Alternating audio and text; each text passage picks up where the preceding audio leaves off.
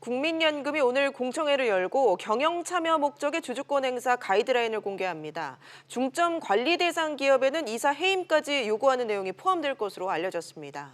이런 가운데 여야는 개인정보보호법 등 비쟁점 법안을 오는 19일 본회의에서 처리하기로 합의했습니다. 자세한 내용 김정현 기자와 짚어보겠습니다. 자, 김 기자. 네. 먼저 국민연금 쪽부터 짚어보죠. 이 경영 개입을 하는 소위 스튜어드십 코드 쪽에 확대 전망이 나온다고요. 네, 그렇습니다. 지난해 7월에 스튜어드십 코드가 도입이 됐었는데요.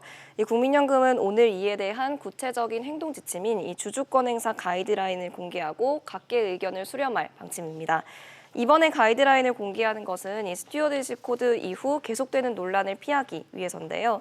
스튜어드십 코드에는 이 국민연금 기금운용위가 필요하다고 판단할 경우 경영 참여 목적의 주주권 행사가 가능하도록 돼 있어 시장의 불확실성이 있다는 지적이 제기되었습니다.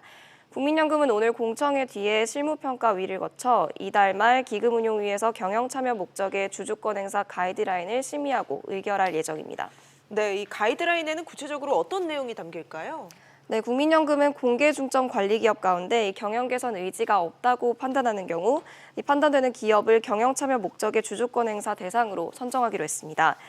국민연금의 중점 관리 사안은 기업의 배당 정책 수립과 임원 보수 한도 적정성, 법령 위반 우려로 인한 기업 가치 훼손이나 주주권 침해, 지속적인 임원 선임 반대 의결권 행사 기업 등입니다. 이런 내용들이 스튜어드십 코드의 대상이 되는 건데요. 이때 비공개 대화와 비공개 중점 관리, 공개 중점 관리를 해도 개선이 되지 않으면 주주 제한을 진행합니다. 네, 그런데 과거에도 이 중점 관리 기업을 선정을 하고 국민연금이 경영에 소위 개입을 한 적이 있었는데 그때는 뭐 정관을 변경해달라 뭐 이 정도 요청해서 그쳤거든요. 근데 이사 해임까지 가능하게 된다 뭐 이런 얘기가 있던데 무슨 말인가요? 네, 이번 가이드라인 초안에는 해당 기업에 대해서 국민연금이 임시주주총회를 통해서 이 이사해임을 요구할 수 있도록 하는 내용이 포함된 것으로 알려졌습니다. 예. 기업이 법령 위반으로 유죄가 확정되면 이사 자격을 박탈한다는 내용도 정관에 반영할 수 있도록 제한하도록 돼 있습니다.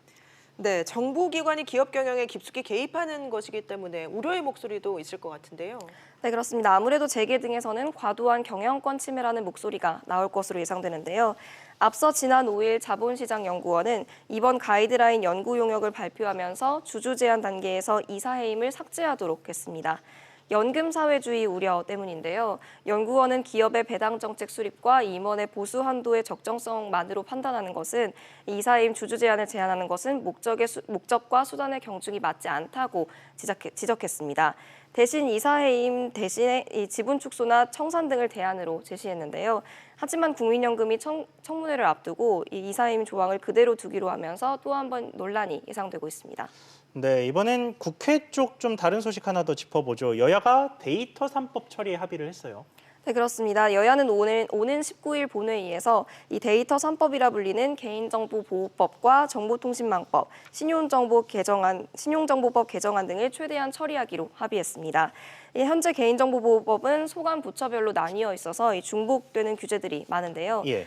이번 3법 개정안에는 이 중복 규제들을 없애 이 4차 산업혁명 도래에 맞춰 개인과 기업이 정보를 활용할 수 있는 폭을 넓히기 위해 마련된 법안입니다. 다만 상임위 논의 과정에서 일부 의견을 좁히지 못할 경우 처리 시점이 다소 늦어질 수 있다는 전망도 나오고 있습니다. 또 탄력근로제 단위기간을 확대하는 내용의 근로기준법 개정안은 이번 여야의 비쟁점 법안 처리 합의에 포함되지 못했습니다. 네, 김 기자 이야기 잘 들었습니다.